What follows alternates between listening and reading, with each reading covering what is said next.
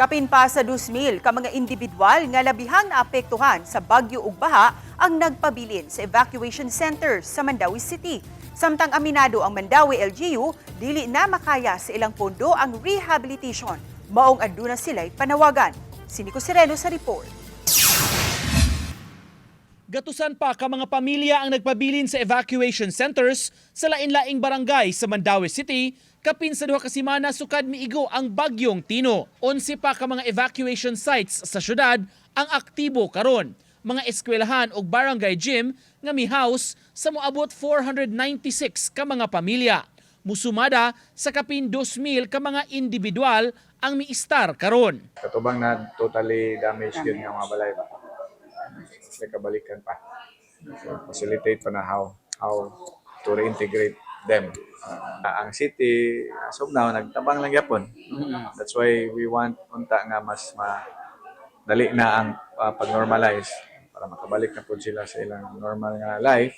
Apan aminado ang syudad, dili kapaigo ang Quick Response Fund para sa panginahanglanon sa mga naapektuhan, labi na kabahin sa rehabilitasyon.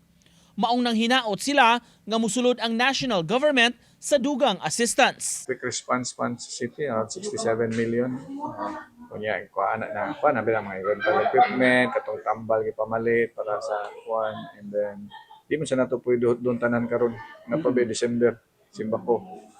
So, dili siya enough, dili siya practical nga doon nato tanan. Kahinumduman, may mga financial assistance na gikan sa lain-laing grupo ug ubang LGUs sama sa Kapitolyo nga nadawat ang Mandawi magamit para sa mga naapektuhan.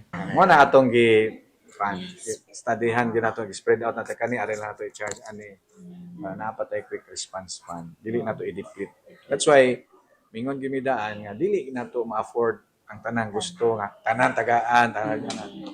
Hindi na mahimo. Nico Sereno, Balitang Bisdak.